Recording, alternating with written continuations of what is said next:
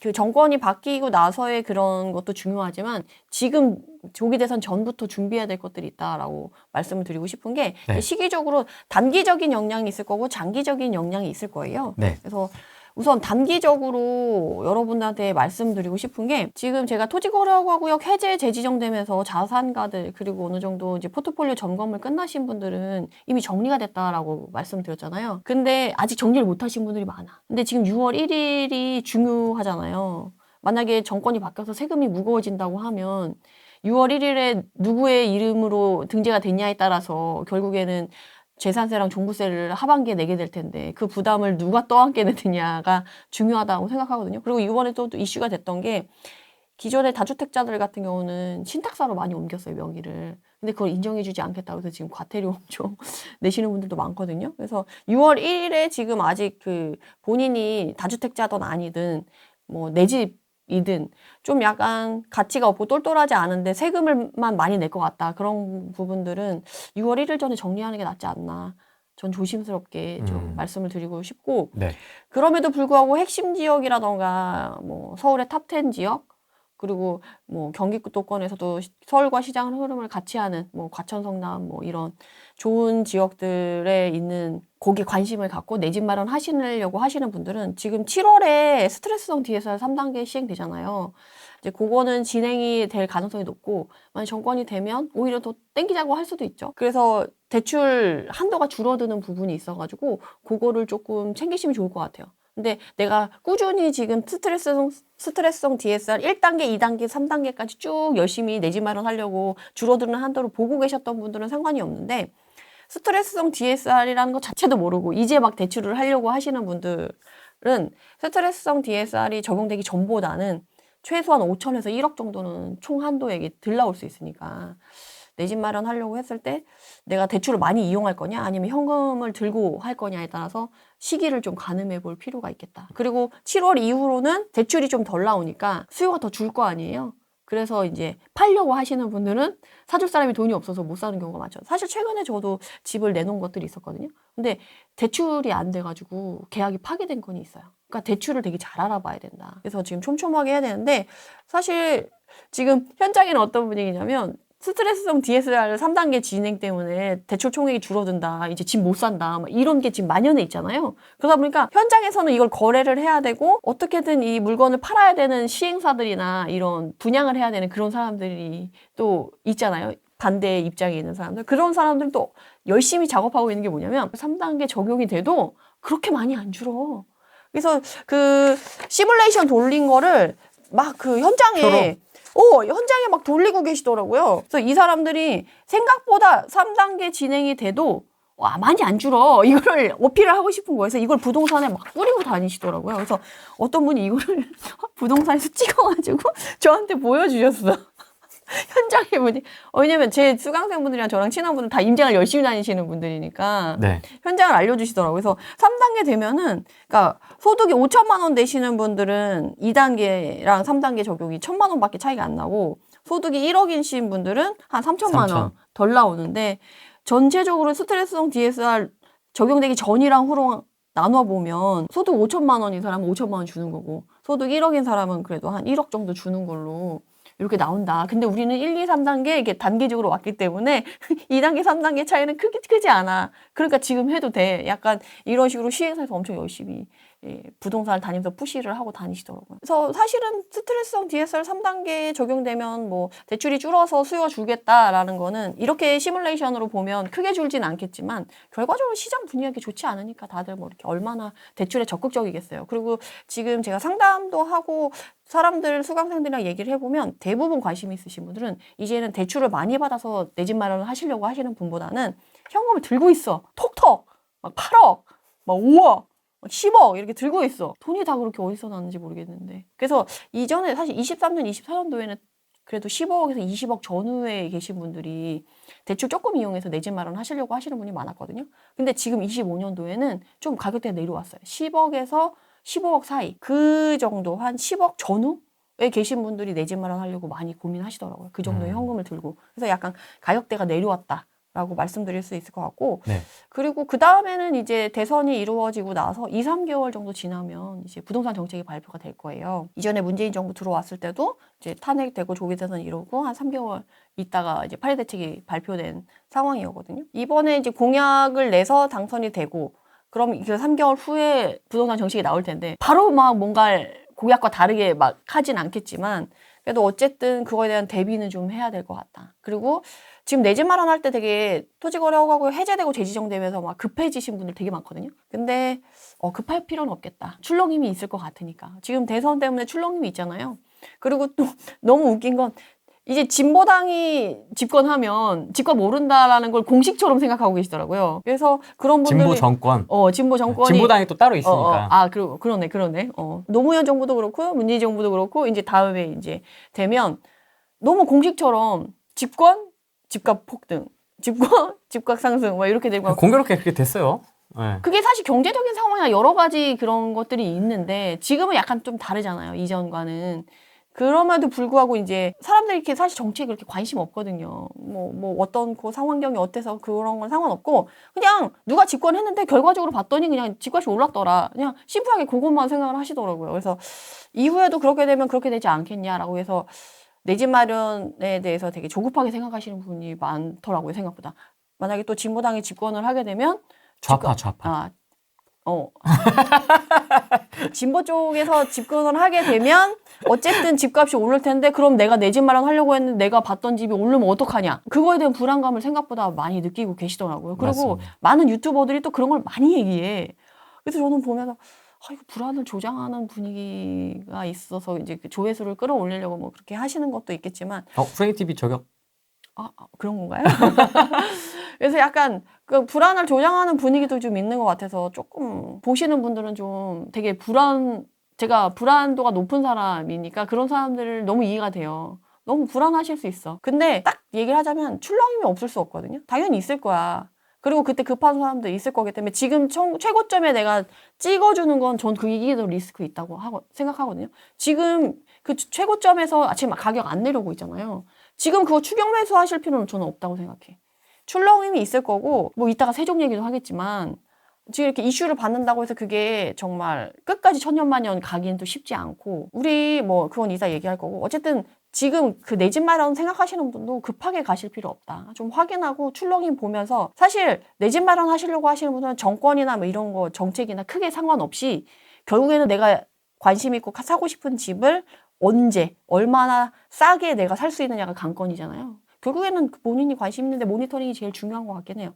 뭐 정치적인 이슈나 뭐 다른 이슈 때문에 출렁거려. 그럼 출렁거릴 때 내가 싸게 가져오면 적어도 내가 계약하고 잔금 치르는 사이에 집값이 그래도 좀 올라 있어서 짜릿한 그런 기분은 또 느끼실 수 있을 것 같아가지고 차라리 지금 그거 출렁임을 이용하셔서 내 집 마련하는 게 오히려 기회이지 않을까. 저는 오히려 이렇게 말씀드리고 싶어요. 그리고 장기적으로는 뭐 집값이 또 오를 수는 있겠지. 진보 쪽에서 이제 집권을 하게 되면. 근데 그건 장기적인 거니까 지금 당장 막 그거를 폭등, 막 집권 바로 다음 달에 폭등 이런 건 아니니까 그런 거는 좀 생각을 해보는데 문제는 내 집 마련 해도 이제는 1주택자임에도 불구하고 세금적인 영향을 받을 가능성이 높아서 실거주임에도 불구하고 네, 실거주임에도 불구하고 세금적인 부분을 신경 써야 될 부분들이 정권이 바뀌게 되면 있어서 내 집 마련하시는 분들 중에 혹시나 내 집 마련해서 거주는 좋게 할 수 있지만 세금적인 부분에 이제 커져서 부담을 느끼고 만약에 수익이 많이 올라갈 집이면 내 집 마련해서 그렇게 세금을 낼 때도 마음이 편하고 괜찮은데 팔아도 나중에 좀 더 좋은 집으로 갈 때 돈을 덜 보태서 갈 수 있거나 또 좋은 데로 갈 수가 있는데 만약 그렇지 못한 집이다 라고 하면 세금만 내다가 집값은 안 올랐어. 그러면 내가 집을 사서 세금 낸 만큼은 오히려 손해를 보고 나올 수가 있거든요. 그래서 그 포인트는 꼭 좀 챙기시라고 말씀을 드리고 싶어서 네. 시행 가능성 있는 부동산 정책들을 제가 좀 정리를 해와봤어요. 그래서 가능성이 높은 부동산 후보고 정책들이에요. 그래서 보면 첫 번째가 결국에는 세금일 것 같거든요. 사람들한테 솔직히 본인 호주머니에서 돈 나가는 게 제일 타격이 크잖아요. 제일 직접적인 겁니다. 네. 그래서 세금 규제 정책을 보는데 이제 취등록세는 딱히 크게 차이가 있을 것 같진 않아요. 왜냐면 이미 중간하고 있어. 1주택자는 1에서 3%, 2주택자는 8%, 3주택자는 12%, 법인 12%. 여기서 더 어떻게 올려? 이재명을 모르시는군요. 아니, 이미 너무 징벌적이야. 진짜 징벌을 모르시는군요. 아니, 그래서 나도 그거를 좀 고민했거든. 더 올릴 수 있을까? 근데 요새 좀 이재명 후보께서 좀 여러 유튜버라던가 여러 채널에 출연하고 여러 이 방송, 언론 이런 데 노출을 많이 하시잖아요. 그래서 거기 나왔던 것들이 막 했던 발언들이 막 또 카톡을 통해서 정리돼가지고 막 돌더라고요. SNS에서. 그래서 그거 보면서 진짜 딱 그 채널 나가면 그렇잖아요. 3년 전이랑 너무 달라지셨는데요. 이런 얘기 되게 많이 하고 자기는 이제 상황이 바뀌었기 때문에 중도 보수 쪽으로 분배보단 성장 쪽으로 좀 생각을 한다. 이런 얘기를 많이 하시잖아요. 그래서 그걸 믿으시는 분들도 되게 많아요. 순진하다. 눈빛이 되게 싸늘한데? 이재명을 믿어? 아니, 근데 나는 그러니까 이재명이라서 못 믿는다라기보다 난 정치인 자체를 못 믿겠어. 그렇죠. 어떤 정치인도 다 못 믿겠어. 그래서 결과적으로 난 결과를 보고 생각하자라는 주의거든요. 그러니까 취등록세까지는 지금 거래세가 너무 안 나오고 있거든요. 지방자치단체 진짜 너무 힘들어요, 지금. 공무원들 지금 추가 시간 근무라던가 야근 끊은 지는 오래됐어요, 이미. 수당 너무 부담돼서 근무 너무 많이 하지 마라. 이거는 이미 너무 만연해 있고 거래량이 안 나오는데 이거를 거래세를 더 높여가지고 거래가 더 안 되게 하겠다? 쉽지 않아. 그러니까 징벌적으로 다주택자한테 뭐 취등록세를 해서 더 이상 못하겠다 하는 것도 좋지만 지방자치단체가 죽을 것 같은데 그걸 어떻게 그렇다고 중앙정부도 지금 세수가 많은 것도 아니고 부족한데 이걸 지원해 줄 수 있는 상황도 아니잖아요. 그래서 이거에 대해서 접점을 어떻게 이제 만들어 갈 거냐인데 취등록세까지 그렇게 심하게 더 올릴 거냐? 라는 거는 근데 더 올리면 안 사면 되니까 솔직히 액션을 안 취하면 됩니다. 이건 취득세는. 액션을 안 하면 되니까 그럼 안 내도 돼. 이건 괜찮아. 안 하면 되니까 선택할 수 있어. 근데 그 다음에 보유세인 재산세랑 종부세는 다른 얘기거든요. 이건 안 움직여도 내야 돼요. 이거는 안 움직여서 내야 되는 거야. 그래서 내가 6월 1일이 너무 이번 해는 중요하다고 생각하는 게 정권이 바뀌었어. 네. 다음 올해 연말에 12월에 6월 1일에 내가 집을 갖고 있었을 때 12월, 그러니까 7월, 9월, 12월에 정말 충격적인 고지서를 받아볼 수 있는 거지. 그리고 더 문제는 한 번만 내면 되는 게 아니고 매년 내야 되거든요. 저도 이제 투자를 시작하고 나서 정말 세금다운 세금을 낸 지 꽤 됐거든요. 매년 내면 정말 죽을 것 같아, 마음이. 피가 마르거든요. 그리고 적금 깨서 막 세금 내시는 분들. 그리고 연말에 보면 세무사 그 앞에 그 접수처에 할머니들, 할아버지들 그렇게 막 붙어 있어요. 왜냐면 본인은 그 집에 살고 있어. 근데 갑자기 보유세가 늘었어요. 근데 그 집을 팔아야 수익이 되는 거지. 그냥 살고 있단 말이야. 소득은 또 그게 그 정도는 안 되니까. 소득은 할머니, 할아버지가 이미 퇴직하고 소득이 없어. 근데 갑자기 세금을 많이 내래. 거기 와서 하소연 하시는 거야. 나 돈 없어. 그 집에서 살아야 되는데 난 그 집값 오른지도 몰랐다. 이거 왜 이렇게 나온 거냐. 이거 집값이 올라서 할머니 세금이 올라서 그래요. 라고 직원이 설명해주면 나 그런 거 몰라. 나 그냥 살고 있는데 이렇게 되는 거죠. 그러니까 이제 재산세, 종부세를 좀 신경을 써야 되는 거고 사실 다음에 문재인 정권에서 이미 문재인 정권 때 이제 종부세로 한번 세수가 확 거치는 거를 한번 맛을 봤었잖아요. 그러니까 나중에 지금 세수 또 대선 공약할 때 뭐 AI 지원하겠다, 뭐 첨단 산업 지원하겠다, 뭐 지원하겠다, 뭐 청년 지원하겠다, 뭐 이런 걸 지원 사업들 많이 또 공약에 넣을 거 아니에요. 퓨리오사 갔다 왔죠.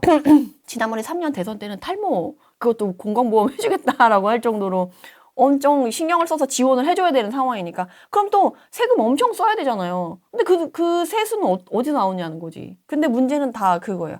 세수를 쓴다고 했어. 그럼 세수 확보는 어떻게 할 거냐에 대한 현실적인 방안은 내놓지 못하고 있다라는 거지. 그런 면에서 저는 충분히 이전에 한번 부동산에서 세수를 확보를 한 경험이 있으니까 또 손을 뻗치는 건 쉽지 않을까? 경험이 있으니까. 새로 한다라는 거, 새로 해서도 해야 되는데 기존에 하던 건 가져와야지 이런 생각하지 않을까? 저는 그런 생각이 들어서 보유세만큼은 준비를 좀 탄탄하게 하셔야 되지 않을까? 라는 생각이 들었어요. 국토보유세는 뭐 이제 다시 생각이 없다라고 얘기를 하긴 했으니까 다시 보유세 쪽을 강화하는 쪽으로 나가지 않을까. 근데 이게 사실 토지 보유세 자체가 재산세에 아파트를 하면 주택분, 토지분이 있잖아요. 그래서 이것도 이게 약간 페이크가 될 수 있는 거야. 국토보유세라고 따로 이름을 만들어서 거두면 반발이 심하겠죠. 심하지. 아파트 가진 사람도 내야 되는데. 그러니까 그래서 지금 내 집 마련 하실 분들도 혹시나 내가 이후에 가치 상승이 없을 것 같은 집은 내 집 마련을 좀 고민해 보시라고 말씀드리는 게 이 부분 때문이에요. 국토부에서 안 한다고 했어. 근데 그것도 이제 확실하게 알지 못하고 그렇죠. 그리고 이번에도 정부 그 관련 정책을 계속 이름만 바꿔가지고 내용은 똑같은 것들을 계속 시도를 하잖아요. 택가리. 약간 그런 식으로 해서 하기 때문에 이 국토보유세 자체도 재산세 하나로 이제 주택분 7월에 내고 9월에 토지분 내고 뭐 이런 식으로 나눠서 내는데 그 부분에 할당이 돼서 추가될 수 있는 부분인 거죠. 충분히. 그러니까 난 내 집 하나 갖고 있는데 재산세만 내도 휘청 할 수 있는 상황이 되지 않을까? 왜냐하면 임대주택 공급하고 워낙 그런 걸 좋아하니까 내 집 마련 자체를 좋아하지 않으니까. 그래서 저는 정치 관심 없는데 미국도 그렇고 뭐 영국도 그렇고 외국들도 다 진보랑 보수를 나누려고 했을 때 표층이 어떻게 나눠지냐 하면 200년 동안 이제 연구를 했을 때 바뀌지 않는 200년 동안 단 한 번도 바뀐 결과가 아닌 그 한 가지 사항이 집을 가진 사람은 보수층으로 갈 가능성이 높고 집을 안 가진 사람은 진보 쪽으로 갈 가능성이 높대요. 그러니까 내 집 마련을 했어. 그래서 그걸 보유하는데 세금적인 정책을 부담스럽게 해. 그럼 내 집 마련에 더 부담을 갖겠죠. 그럼 이제 임대주택으로 더 가겠지. 약간 그런 게 이제 선순환이 또 될 수가 있으니까. 저는 토지세를 안 하겠다라고 했지만 재산세의 그 토지 부과분이 있기 때문에 이미 새로 택을 붙여서 반발 심한 것보다는 거기에 붙여서 더 할 가능성이 높지 않을까? 그런 생각이 들더라고요. 그 다음에 양도세인데 양도세는 사실은 정권이 바뀌게 되면 26년 5월 9일까지 한시적으로 중과 배제 해놨잖아요. 없어요? 없앨 가능성도 있지 않을까?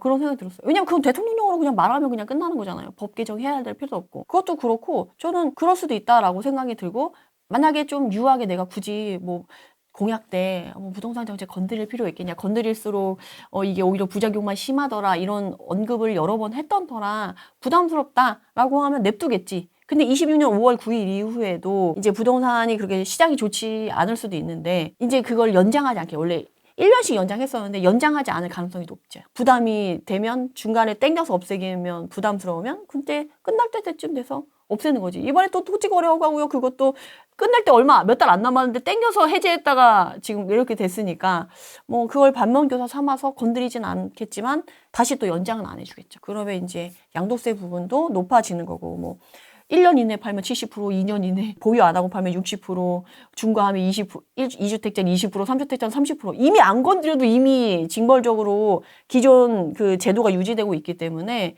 그 한시적 배제만 안 해준다 그러고 지금 기존에 있었던 거 그냥 유지하겠다만 해도 좀 충분히 무거워요. 안 팔겠는데요? 그러니까 안 팔지. 이번에 보면 은근히 털실 분들은 솔직히 상반기에 많이 다 하신 것 같아요. 팔 거. 한시적 이것도 없어질 수 있겠다라고도 생각하시는 분들이 많아가지고 지금 조기 대선 전에 좀 매물이 좀 나오고 거래가 좀 되는 것 같아요. 그리고 지방 같은 경우는 가격이 오르지 않았지만 이제 더 이상 떨어지지는 않는다라는 그런 분위기가 좀 형성이 되어 있어서 이제 가성비를 따져서 이제 내 집 마련을 고민하시는 분들은 속속 또 사부작 움직이는 분위기가 있어요. 기본 거래량 정도 나오는 정도로는. 그래서 이번에 토지거래 허가구역 해제됐을 때 핵심 지역만 움직였잖아요. 그리고 그 핵심 지역만 움직였는데도 불구하고 부동산 시장 전체가 막 활성화된 것처럼 엄청 규제 일선으로 하면서 분위기를 몰아갔잖아요. 뉴스도. 저는 그래서 충분히 이 투기과열지구가 지금 강남 3구 용산이 지정되어 있거든요. 이번에 토지거래 허가구역 해제하고 재지정하면서 풍선효과 지금 얘기 나오잖아요. 그러면 그 조정지역 자체 그리고 투기과열지구 자체를 확대할 수 있겠다라는 생각이 좀 들었어요. 왜냐하면 자료를 보시면 이미 2월 달에 지금 서울 거래량이 전국의 거래량 비율이 탑 1이었어요. 1위였는데 이 서초, 강남, 송파는 묶었어. 근데 성동구, 마포구, 용산은 묶었지만 성동구, 마포구는 비율이 이만큼 올랐는데 얘네는 지금 묶은 게 없잖아요. 그러니까 에너지가 다시 지금 약간 주춤한데 대선 끝나고 좀 또 활활 타러온다. 한 2, 3개월 지나면 또 사람들이 또 망각을 하면서 또 사부작 움직이잖아요. 그리고 솔직히 지금 내 집 마련 준비하시는 분들이 생각보다 많아요. 그러면 그때 또 이쪽에 분위기가 돌고 가격이 오르고 그러면 이쪽도 조정지역으로 이렇게 확대할 수 있죠. 근데 토지거래허가구역을 쓰는 건 조금 너무 세. 거래 자체를 실거주자만 해. 이거잖아요. 이건 너무 세. 그러니까 이건 좀 부담스러우니까 대출이라던가 뭐 조합원 지위 양도라던가 이런 제도를 쓸 수 있는 투기과열지라던가 투기지역, 조정지역 이런 것들로 묶어서 좀 규제를 할 가능성이 좀 높죠. 근데 여기 보니까 네네. 장표 띄운 김에 네네. 진짜 정확하게 가네요. 보니까 그 숫자 나머지 지역들을 봤는데 광진, 동작 다 옆으로 지금 퍼지고 있는 느낌. 강동. 영등포, 강동. 그래서 제가 지금 내 집 마련 하시는 분들이나 좀 핵심 지역을 어떻게 나누냐, 내 집 마련 지금 조금 집값이 오를 것 같으니까 좀 할 만한 지역을 가르잖아요. 지방은 아직 떨어지는 지역은 아직 사긴 이르고, 뭐 수도권에서도 분위기가 너무 다르니까. 그걸 어떻게 하냐 그러면 저는 이번에 23년, 24년, 25년에 가격이 많이 회복되거나 움직인 단지 위주로, 지역 위주로만 보라고 하거든요. 여기서 봤을 때는 딱 서울 탑10 딱 나오잖아요. 서초, 강남, 송파, 송동, 마포, 용산 이렇게 위에서부터 쭉 10개 이렇게 하고 지금 월 평균 거래량이 100% 넘은 지역들 같은 경우는 지금 봐볼 필요가 있는 거지. 상급지, 중급지, 하급지가 정확하게 나눠진대. 사람들이 좋아하는 지역, 아닌 지역이 너무 명확해요. 그리고 지금 동대문구 같은 경우는 지금 입주 물량이 11,000세대가 올해 있는데도 불구하고 거래량이 좀 나와주잖아요, 또. 그만큼 대기 수요가 있다라는 거지. 내 집 마련 할 사람들이 있다라는 거지. 그리고 조금 더 여러분들이 참고해서 볼 건 서초구를 지금 키우가 들어있어서 이쪽에 나와서 이쪽을 말씀드리자면 예. 서초구 지금 반포동 엄청 난리 났잖아요. 그리고 우리나라 1번지잖아. 그러면 이제 우리가 사실은 최근에 많이 거론됐던 건 원베일리. 네, 70몇 억 뭐. 72억. 뭐 이제는 72억은 거래된 건 제가 확인해서 지난번에 말씀드렸고 그다음에 78억이 나와가지고 그게 이제 거래되냐 아니냐는 이제 다음 문제인데 원베일리만 막 그 조명해서 사람들을 보여지고 막 얘기를 하니까 원베일리만 거래가 되고 이제 원베일리만 가격이 오른다라고 생각하시는데 여기 자료를 보시면 이제는 반포 자이랑 레미안 퍼스티지가 오히려 거래량이 많아요. 2월, 3월에. 상대적으로 구축? 그러니까 준신축급 준신축. 조금 더 가격이 낮은 그것까지 이제 에너지가 그 안에서도 퍼지고 있다라는 게 보여지는 거죠. 그래서 반포자이, 사실 반포자이는 사실 반포, 구반포, 신반포 했을 때도 반포자이는 조금 더 이제 잠원 밑으로 내려온 쪽이잖아요. 그래서 반포 사람들 안에서 또 세부적으로 입지를 나누면 반포자이는 좀 약간 일반인들한테 유명하지만 고속터미널 지나갈 때 보니까 일반인들 눈엔 유명하지만 사실은 원베일리급 정도는 아니잖아요. 근데 오히려 2월 달에 거래량은 제일 많았다는 거지. 그리고 레미안 퍼스티지도 마찬가지로. 그 다음에 이제 반포 리체. 그 다음에 레미안 원베일리. 가격은 제일 많이 갔지만 거래량 탑은 아니라는 거지. 그 다음에 아크로 리버파크. 요번에 센트럴 프로지오 얘기도 많이 나오더라고요. 여기서 가성비를 찾아간다라고 하면 어디까지 볼 수 있을까? 그래서 쭉 이렇게 나오는 거죠. 그래서 이게 서초뿐만 아니라 강남도 그렇고요. 이제는 강남도 개포동까지만 물이 갔다가 이 밑에 그러니까 개포 1호까지 갔다가 수서 자곡, 세곡까지 조금 이렇게 에너지가 퍼져나가는 분위기로 이제는 진짜 가성비를 따지는 사람들이 좀 거래를 하고 가격대가 그런 식으로 좀 내려온 것 같아요. 막 20억, 30억, 막 50억, 70억 이렇게 했었는데.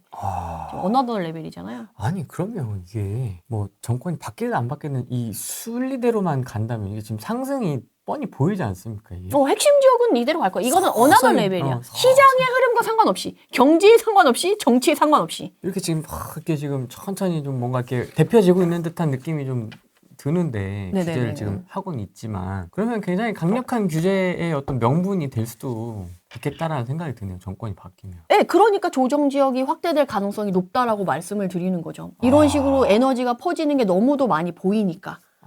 그리고 근데 너무 안타까운 건 이런 핵심 지역과 서울시장과 흐름을 같이 하는 지역만 올라가지 전 지역 분석가잖아요. 전국을 보는데 전국은 암울하거든. 사실 비중으로 보면 정말 23년, 24년에는 서울 수도권만 빨갛고 울산 좀 빨갛고 나머지 시퍼렇고 25년에는 어떠냐면 서울만 빨갛고 나머지 다 시퍼래요. 아니 근데 이거 규제 정책을 막 하고 이렇게 오르니까 규제를 할 수밖에 없어라는 명분을 가져간다는 건 너무 슬픈 일이에요. 사실은. 그렇지 않은 지역분들에게는. 서울만 집이냐? 저기 핵심 지역만 집이냐? 라고 사실 토로할 만한 게 충분하지 않아요? 여기 천안에도 사람 살아요.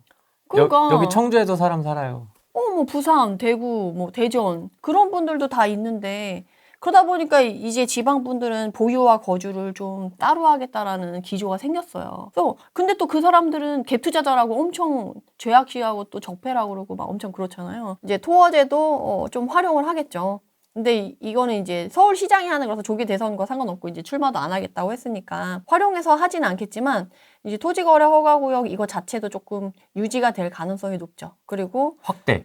근데 이거는 확대는 할 수 있어. 지역을. 근데 문제는 이제는 지난번에 너무 급해서 모든 아파트를 딱 이렇게 한다고 했지만 동을 좀 고르지 않을까? 그렇게 해야 될 것 같아요.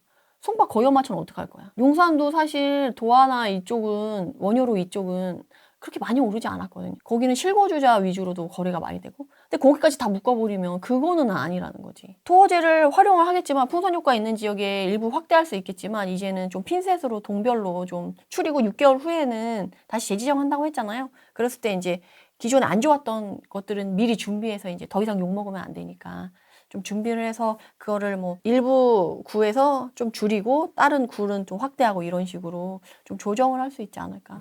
3년 동안은 공급 가문은 이제 바꿀 수 없어요. 이게 너무 슬픈 거지. 공급 가문 3년은 너무 정해진 사실 이제 바꿀 수 없고 이때 항상 등장하는 게 그 김현미 장관의 그 빵또아네 때가 항상 등장하잖아요. 빵처럼 찍어낼 수 없기 때문에 3년의 공급 부족은 이미 확정된 거고 그럼 이거를 완화하기 위해서 어떤 노력을 할 수 있냐라고 했을 때 임대주택을 공급하겠다. 아, 공급해. 근데 3년 내에는 못 하잖아요. 아파트를. 어떻게 뚝딱뚝딱 지어. 근데 더 암울한 건 이전에는 이런 식으로 공급 부족이 오고 공급 가뭄이 왔을 때 뭐 빌라라던가 다세대라던가 오피스텔이라던가 생활형 숙박시설이라던가 이런 비아파트의 주택들을 지어서 빠르게 공급을 했어요. 그런 것들은 땅 사고 뭐하고 하는데 6개월이면 뚝딱뚝딱 만들 수 있거든요. 그래가지고 공급을 일시적으로 완화하는 걸로 했어요. 근데 지금은 그걸 쓸 수가 없잖아요. 비아파트 시장이 완전 박살이 났으니까. 그래서 전세가의 상승은 어쩔 수 없다. 불보듯 뻔하다. 예. 그리고 이따가 규제 정책 이제 예시를 들어서 나올 때 더 자세하게 말씀드리겠지만 전세가 상승뿐만 아니라 이제 전세 제도 자체가 이제 소멸 위기에 있기 때문에 주거 비용의 증가는 불가피하다.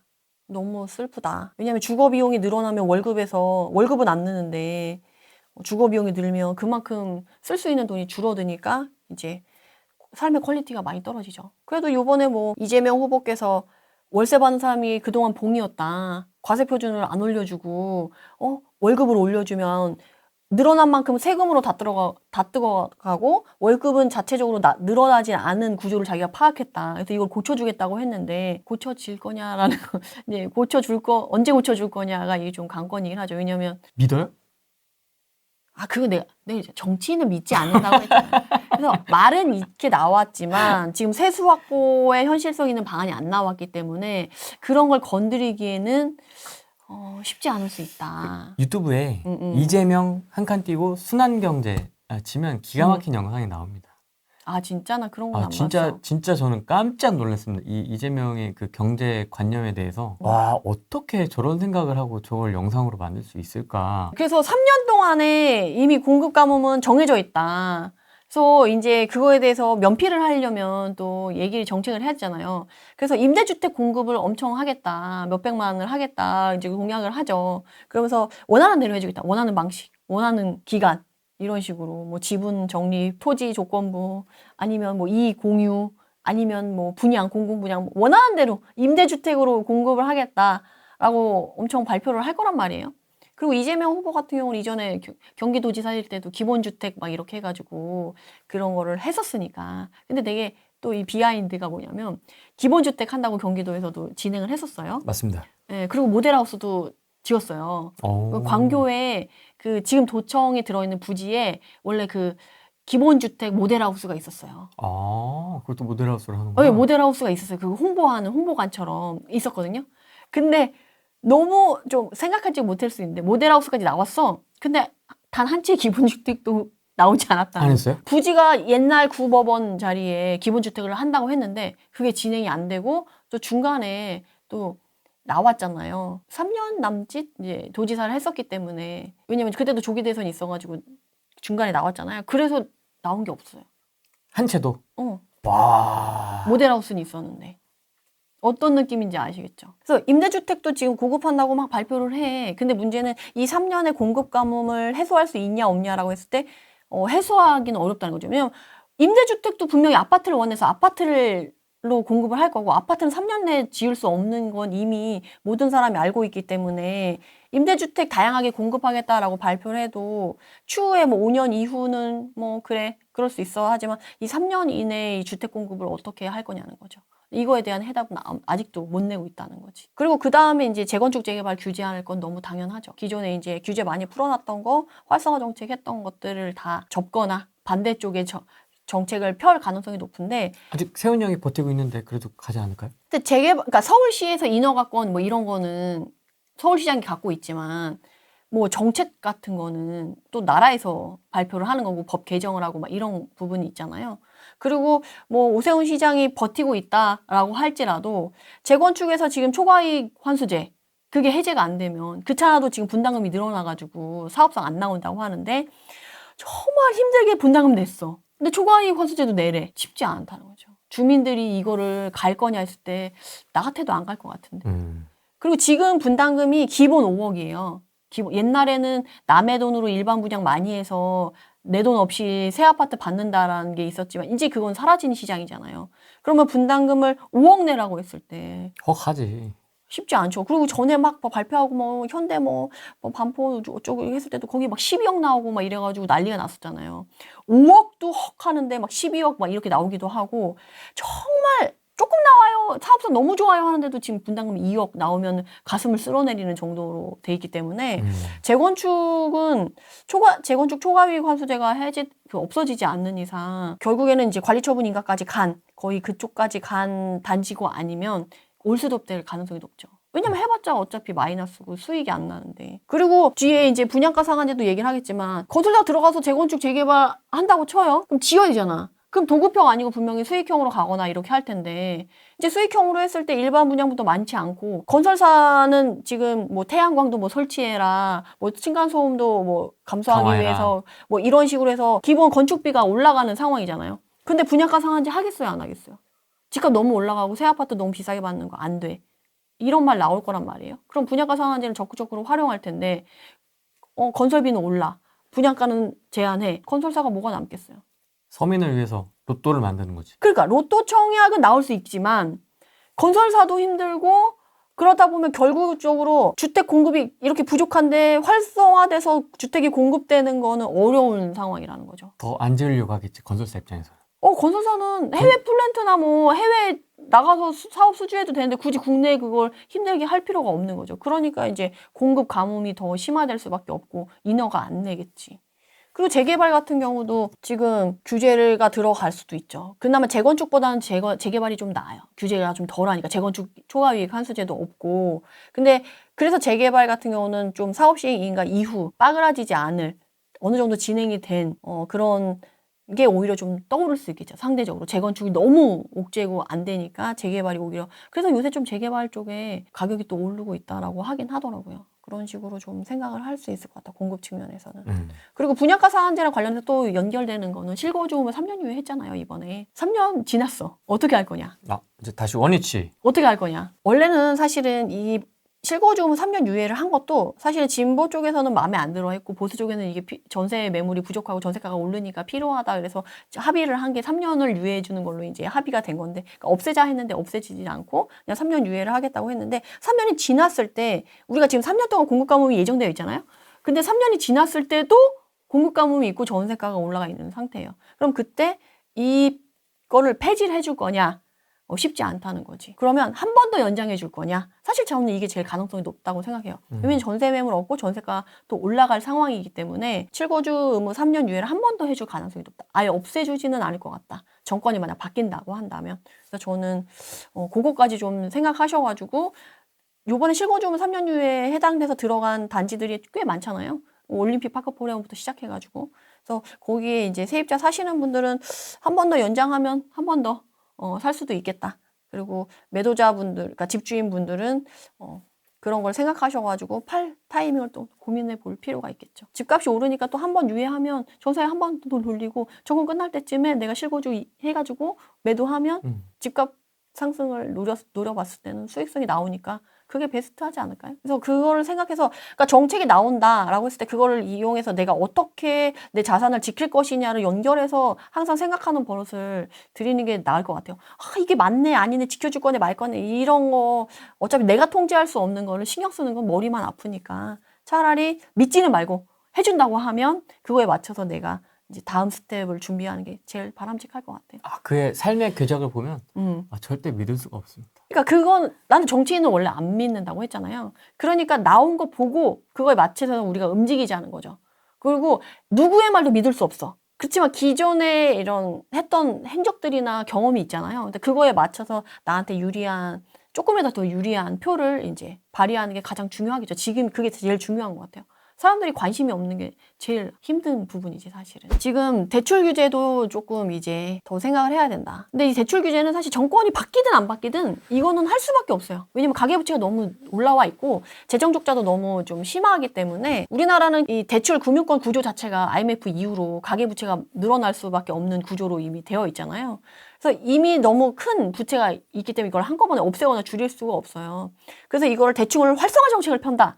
이건 좀 기대하기 어렵다라고 보고, 대출 규제를 계속 해. 근데 이걸 상대적으로 세게 하냐 약하게 하냐, 요것만 왔다 갔다 하지 않을까, 저는 그렇게 생각이 들고, 네.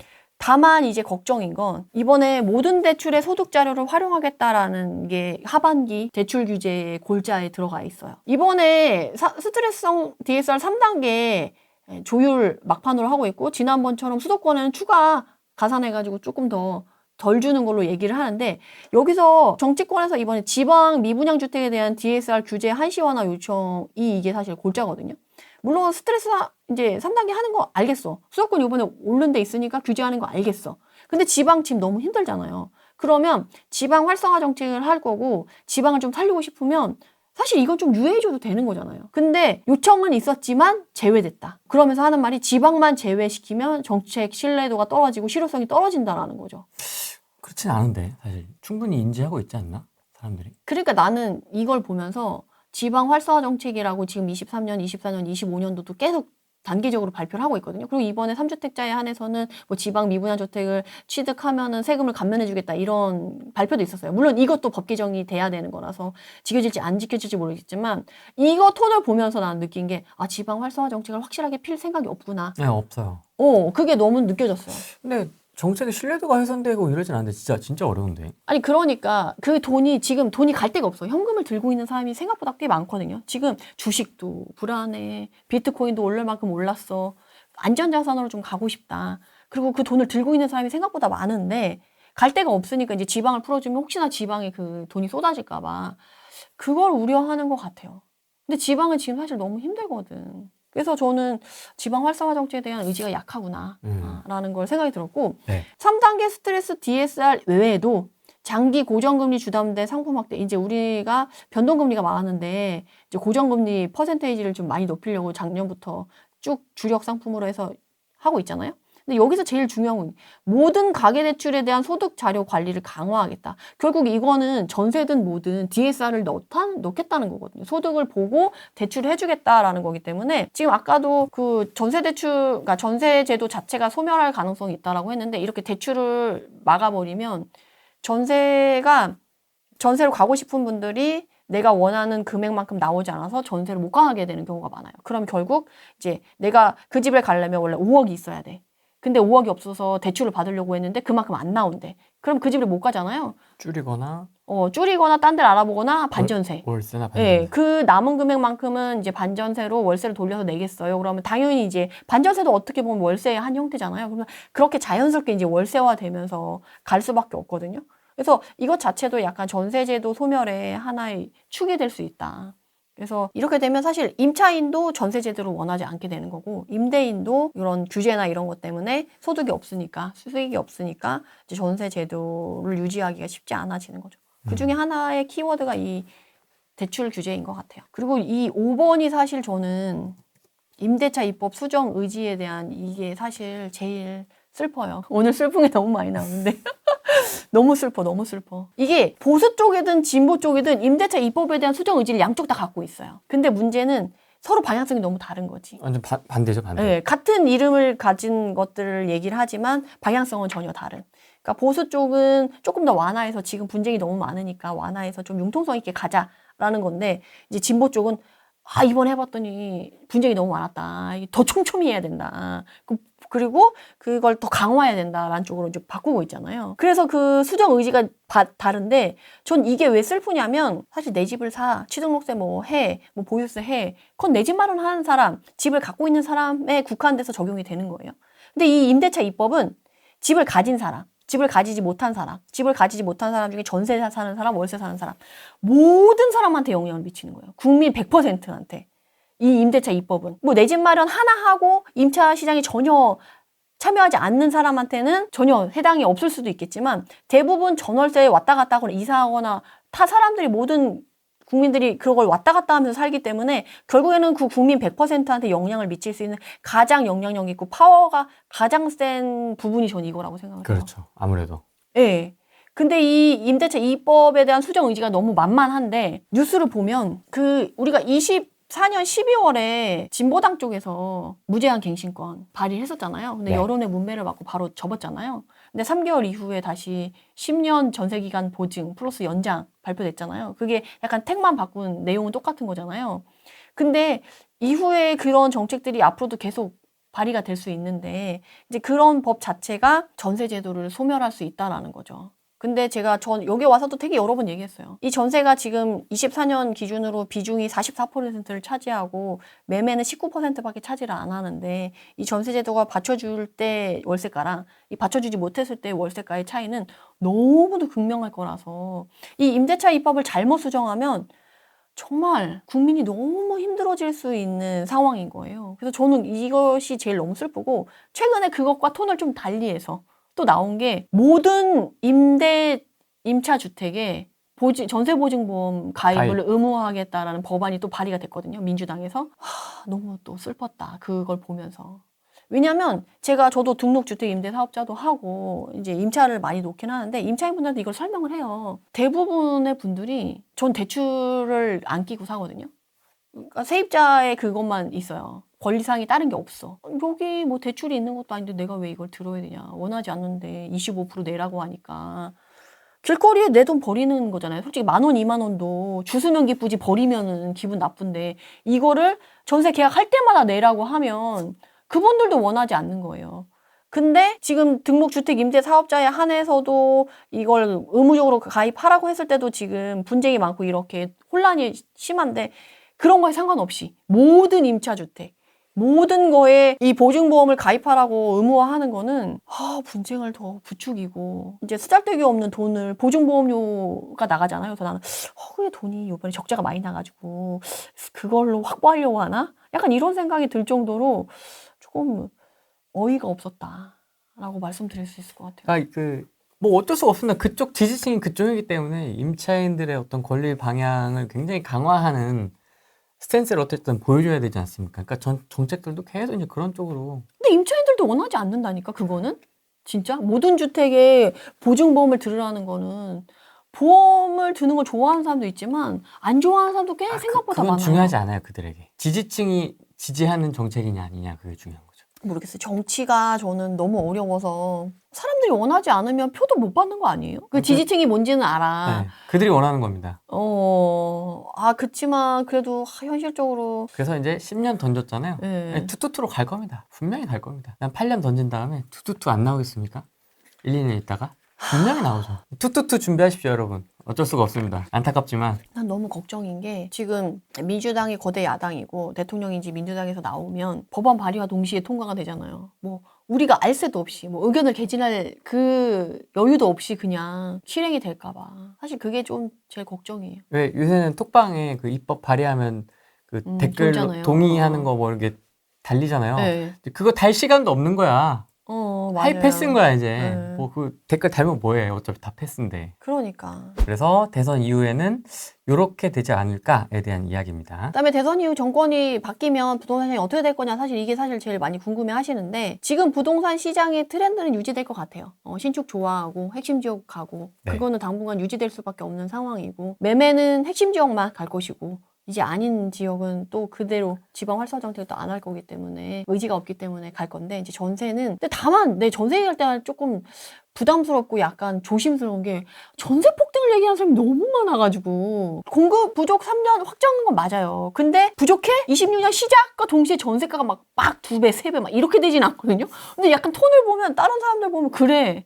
막 전세가가 막 금방 이전에 임대차 입법 할 때 사실 그게 있었으니까. 근데 그렇게 되기는 쉽지 않거든요. 지금도 이미 전세가가 낮은 건 아니라서. 그래서 전세 가격이 오르긴 하겠지만 천천히 이렇게 계속 기조를 이어서 가겠죠. 막 폭등하는 데는 일부 지역 부족한 데는 폭등하겠지만 대부분의 이제 기조는 계속 올라갈 거고 이 전세가가 또 오르면 전세가율이 결국 올라가게 되잖아요. 매매가는 핵심 지역 빼고 나머지 지역들은 뭐 지지부진할 테니까. 그러면 이제 전세가율이 뭐 70%, 80% 올라오면 또 갭 투자의 시기가 올 수도 있겠죠.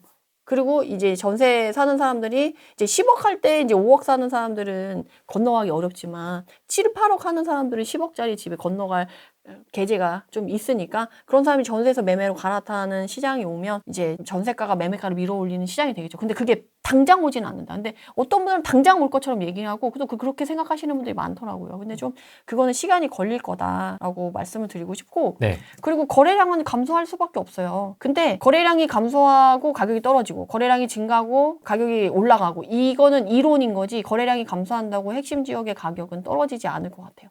다만 2, 3개월 후에 지금 약간 토어제 해지하고 재지정하면서 이미 거래할 사람 다 거래해서 지금 소강 상태인 거거든요. 근데 좀 약간 관망하고 하다가 한 2, 3개월 지나면 또 사람들이 까먹어요. 비상계엄도 그런 식으로 됐거든요. 그러면 이제 거래량이 감소하다가 이제 2, 3개월 후에 이제 사람들이 볼 거란 말이에요. 계속 주네. 그러면 이제 핵심 지역 이외에 그런 어나더 레벨에 있는 지역들 빼고 나머지는 거래량이 감소하네 그러면 이제 집주인이나 매도자분들이 거래량이 감소하네 내가 팔고 싶을 때 못 팔 수 있네 그럼 팔고 싶으면 가격을 좀 낮추고 이런 부분들이 생길 수는 있어요. 그래서 제가 올해 급하게 하지 말고 출렁임을 보고 가자라는 게 거래량이 계속 감소하면 또 이게 출렁일 수밖에 없는 거라서 가격을 어나더 레벨에 있는 지역과 단지만 보고 가격은 막 갈 거다 이렇게 생각하기에는 좀 그렇다. 경제가 좀 너무 어렵고 지금 상고 하저가 지금 3년째, 그러니까 2년째 지속이 됐고 올해도 저는 좀 경제는 그럴 거라고 보거든요. 근데 부동산은 상반기에 서울만 봤을 때는 상이고 지방 봤을 때는 완전 저고 그리고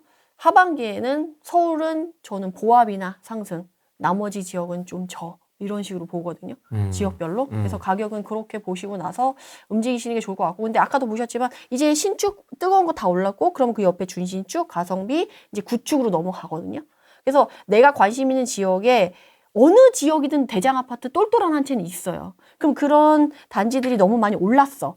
그러면 그 옆으로 이제 가격이 올라가고 거래가 될 거냐는 그 현장에서만 알 수도 있거든요. 지금 뭐 전반적으로 뭐 전문가들이 와서 뭐 흐름이 어쩌고 이거는 그냥 전체적인 흐름이지 내 단지에 대한 얘기가 아니기 때문에 우리 동네는 아니야. 우리 동네는 아니야. 지금 6개월째 집 내놨는데 안 나간다는 사람 되게 많기 때문에 그거를 보고 나서 지금 그거에 따라서 움직이시는 게 가장 베스트하다라고 말씀드릴 수 있을 것 같아요. 경제나 정책이나 물론 큰 흐름이 바뀌어서 영향을 나중에는 거시적으로 미치긴 하겠지만 시장의 그런 미세적인 흐름까지 막 다 그렇게 할 수는 없거든요. 그 흐름을 따라가야 되니까 내 집 마련 고민하시는 분들은 그걸 더 중점적으로 보는 게 낫겠다라고 말씀을 드리고 제가 아까 양도세 중과 배제 한시적 기간이 26년 5월 9월까지라고 했는데 그거를 땡길지 안 땡길지 없앨지 놔둘지는 모르겠지만 어쨌든 그게 끝나고 나면 이제 거래가 더 줄고 안 팔겠지. 그렇죠. 남는 게 없으니까. 그렇죠. 그럼 이제 증여 가족간 거래가 또 증가할 수밖에 없고 요거는 좀 더 생각하셔야 될 거고 요번에 또 뭐 상속세는 좀 줄여놨잖아요. 상속을 생각할 수가 있겠죠. 증여는 비싸니까. 상속 증여로 도망가네? 그럼 또 여기도 규제하겠지. 하겠지. 올리겠지. 네, 근데 이제 바로 이제 준비를 할지 아니면 동시에 막을지 아니면 이거 빼고 나서 다음에 반응 보고 할지 그거는 이제 알 수가 없으니까 대비를 하시는 게 필요하다. 그리고 어쨌든 정권이 바뀌면 핵심 지역 집중화랑 초양극화랑 집값 그 핵심 지역의 집값 상승은 막을 수 없을 것 같아요. 이건 진짜 왜냐면 이게 정책 때문에 자연스럽게 사람들이 못난이를 털게 만들잖아요. 주택수도 부담스럽고. 그리고 다주택자는 무조건 이제 막 중과하고 이러는데 그렇지. 솔직히 60억짜리 집 하나 가진 사람이랑 1억짜리 집 5개, 10개 가진 사람이랑 그렇지. 이게 뭐 비교가 되냐고요. 근데 그런 걸 상관없이 개수만 하니까 당연히 본인의 자산에 유리한 쪽으로 움직일 수밖에 없지. 세금 너무 아깝거든. 누가 봐도. 그래서 그거는 뭐 바뀔 수 없는 거고. 그다음에 이제 가격 상승에 기대감이 있잖아요, 또. 떡상. 그리고 이건 어쩔 수 없어. 정권이 이제 눌러놨어. 세금적으로 눌러놨어. 그럼 이제 정권 하반기에 끝날 때쯤에 그 스프링 효과라고 있잖아요. 그걸 또 그게 또 있을 수밖에 없지 않을까. 저는 약간 그런 생각이 들긴 해요. 왜냐면 많이 눌러놨고 거래가 안 됐어. 취등록세 뭐 중과 유지하고 양도세도 유지하고 그러면 이제 거래 안 됐다가 그걸 유지할 수 있는 사람들은 집값이 상승하는 걸 계속 가져갔을 거고 마지막에 못 샀던 사람들이 또 막 올라타서 따라가면서 이제 가격 마지막에 스프링 효과는 또 있을 수 있지 않겠냐. 가능성이 좀 높다라고 보여지고 다만 여기서 주의하셔야 될 건 그래서 집값이 상승할 것 같아. 그럼 내 집 마련하고 집 살 거야.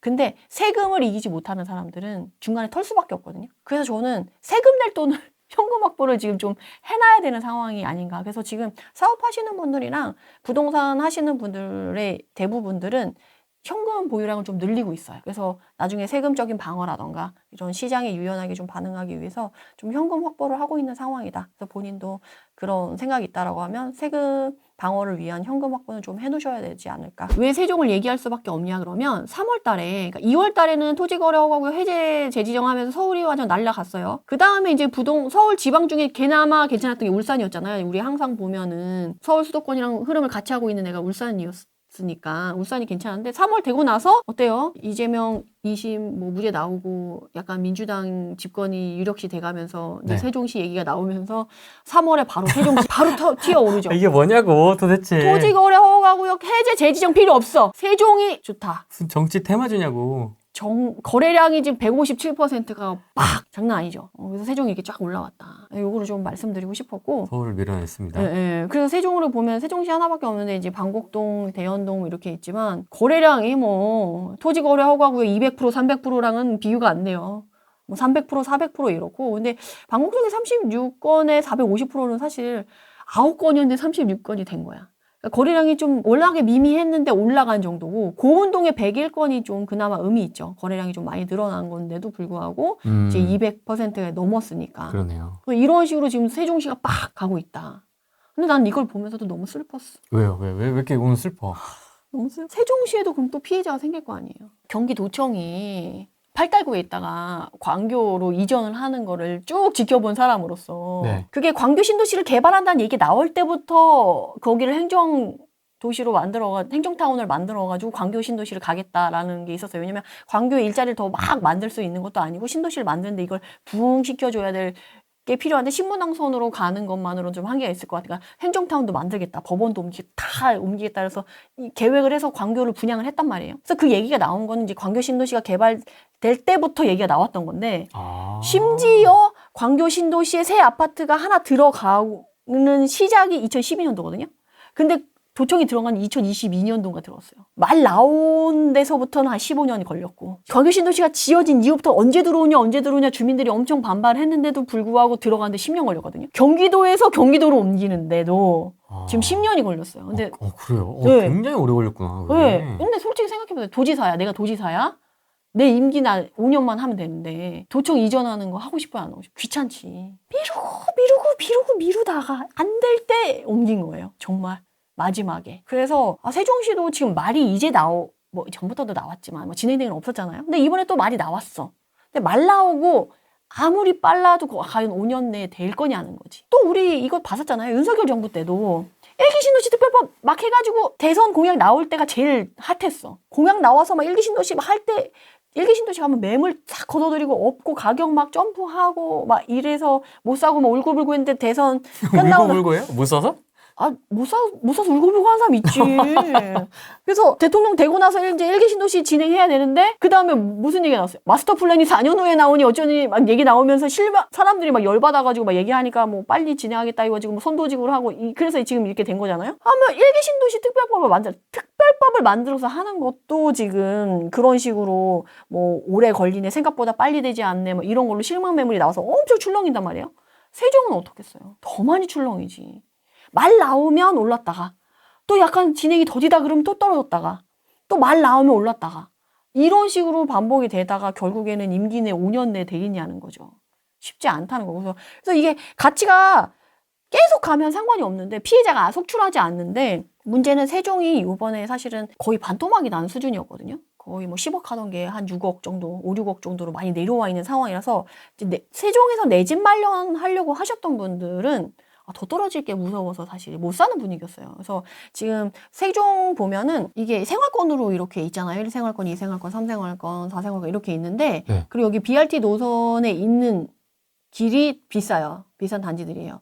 근데 여기 2생활권이 메인이고 3생활권이 메인이거든요. 세종에서는 2생활권, 3생활권이 메인인데, 2생활권 안에서도 여기 나성동은 특히나 최근에 이제 상업지역으로 몰려있고 여긴 주거지역이에요. 근데 이쪽에 새 아파트들이 꽤 들어갔었어요. 여기는 이미 다 지어졌기 때문에 여기 새 아파트 들어갔는데, 여기 새 아파트들도 마피가 뜬다거나 가격이 별로 오르지 않는다거나 빠진다거나 뭐 이런 식으로 나왔었거든요. 근데 이거 막 3월에 나오고 나서 어떻게 됐어요? 매물 싹 걷어지고 막 호가 붙이고 내 집 마련하려고 기대하셨던 분들은 가격이 갑자기 확 올라다 보니까 결국 내 집 마련을 못 하게 되는 거예요. 그래서 나중에 계속 올라갈 것 같아. 그래서 그걸 추격 매수해요. 그럼 최고가 내가 찍어주는 거야. 근데 당선이 되고 나서 이후에 세종시 이전이 생각보다 현실적으로 쉽지 않고 지지부진해져. 그럼 지갑도 쑥 빠질 거 아니에요.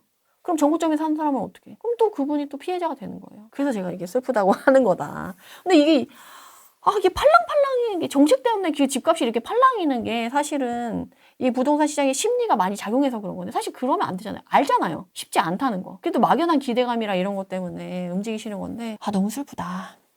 실거주자분들이실 것 같긴 한데, 그죠? 그쵸? 아무래도. 네, 세종에 투자하시려고 하시는 분도 있지만 뭐 그렇겠죠. 그래서 보면 지금 세종을 거래량을 보면 2023년 11월 매물량이 8,000건이었거든요. 지금 4월에 7,300건으로 지금 얼마나 줄었어요? 벌써 한 800건이 줄었죠. 대략적으로. 근데 거래량을 보시면 아시겠지만 그래도 거래량은 이제 아직 얘는 집계가 다 안 돼가지고 그래도 조금 여기 거래량이 좀 이게 늘은 거죠. 4월에 비해 3월이 이게 쭉 올라간 거지. 그래서 가격이 이만큼 거래되면서 올랐겠죠. 지금 그 매물 걷어들이면 얼마나 기대하고 계시겠어요? 얼마나 오를까? 근데 사실은 내가 세종에 집을 갖고 있는 사람이다 그러면 이슈가 빵 터져가지고 최고조에 달했을 때 털어야지. 파는 것도 저는 오히려 낫다고 생각해요. 그러다가 또 출렁여가지고 가격이 막 꺾였어. 다시 사는 거지.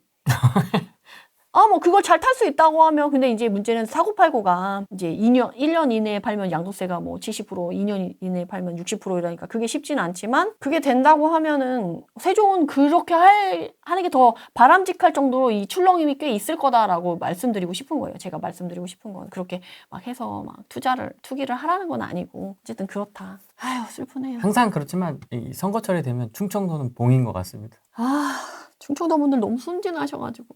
이거 한다 그러면 그냥 우르르 갔다가 저거 한다 그러면 우르르 갔다가 그냥. 그러니까. 그래서 지금 뭐 나성동이 13억이 돌파이니 어째니 막 이전에 막 이쪽이 10억대 막 이랬었거든요. 10억, 11억, 12억 이랬는데 이제 13억 돌파해가지고 갔다. 거래량 2배 됐다. 아까 세종 빡 1위 거래량 뜬 거 봤잖아요. 네. 이 영향이 정책의 영향이 이렇다니까. 이렇게 부동산 시장이 커요. 세종의 거래량을 보면 지금 3월 달에 157%, 이전에는 뭐 50% 이러다가 4월까지 봐야겠죠. 대선까지 유지되지 않겠어요? 거래량은 안 나오더라도 가격은 떨어지지 않고. 계속 이 이슈는 끌고 갈 것 같습니다. 이건 이슈는 끌고 갈 수밖에 없지. 그래서 내가 만약에 세종시 집을 갖고 있는 사람이다. 그럼 언제 털면 좋을까? 그건 좀 고민해 보는 게 좋겠죠. 팔 기회다.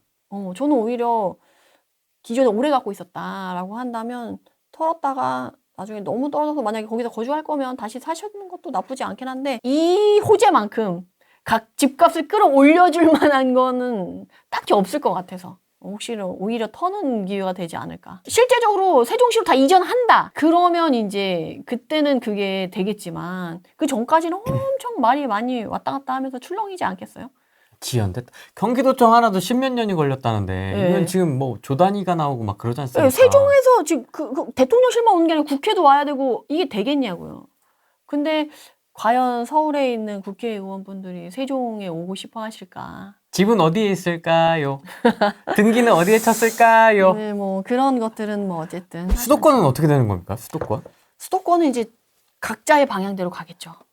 이제 서울과 시장을 흐름을 같이 하는 이제 과천 같은 경우는 이미 이제 과천은 솔직히 강남 3구 안에서도 송파보다 과천이 낫잖아요, 더. 과천이 갈 거고, 그리고 과천은 인구수도 작아요. 8만밖에 안 돼. 자기들만의 유니크함이 형성이 되었기 때문에 강남 3구 못지않게 계속 갈 거고, 성남은 지금 선도지구 때문에 좀 말이 많긴 한데, 선도지구 빼고 생각해도 분당은 나쁜 도시가 아니잖아요. 계속 갈 거고 어쨌든 판교랑 서로 시너지로 왔다 갔다 하면서 분당은 좀 선도지구 이슈 때문에 가격이 올랐던 것은 뼈아플 수 있으나 분당은 계속 갈 만큼 가겠지. 그리고 뭐 최근에 광명. 최근에 많이 말씀드린 거. 광명을 생각하면 올해 안에 좀 해라. 왜냐면 입주 물량이 오래 몰려 있으니까. 광명이 지금 솔직히 하방압력 받아가지고 가격이 덜 오르면이지. 다른 것에 비해서 지금 서울 시장과 흐름을 같이 하는 지역들은 많이 올랐는데 광명은 생각보다 많이 안 올랐거든요. 오히려 빠진 부분들도 있어서 그래서 광명은 올해가 좀 기회다라고 보는 게 맞는 것 같아요. 그리고 그 밑에 지역으로 내려가면 이제는 서울과 시장을 같이 하는 애들은 뭐 위례 신도시, 광교 신도시 이런 식으로 딱딱딱 떨어지는 신도시들 빼고는 안산 이런데. 나머지 애들은 이제 일자리 탄탄한 지역 그리고 이제 교통 호재 때문에 막 갔었던 지역들은 주춤주춤하죠. 그리고 원래 기존에 움직였던 대로 가성비 위주로 움직일 가능성이 높다라고 저는 생각하고 있어요. 우선 다주택자분들한테는 포트폴리오 점검이 무엇보다 지금 중요한 시기인 것 같아요. 세금으로 부담이 커지면 본인한테 큰 타격이 있을 수 있으니까 미리 좀 준비를 하시고 아니면 현금 보유력을 좀 높이시는 게 좀 무엇보다 중요한 시기인 것 같고요. 예. 무주택자나 이제 1주택자 되시려고 하시는 분들은 너무 정책이 출렁이시지 말고 본인 보고 있던 관심 지역과 그 단지의 흐름에 따라서 차근차근 준비해 가시고 급하지 않다. 출렁임이 있을 때 좋은 가격에 들어가자. 준비하셔가지고 이번 하반기 기간 알차게 보내셨으면 좋겠습니다. 알겠습니다. 오늘은 여기까지 하겠습니다. 고맙습니다. 감사합니다.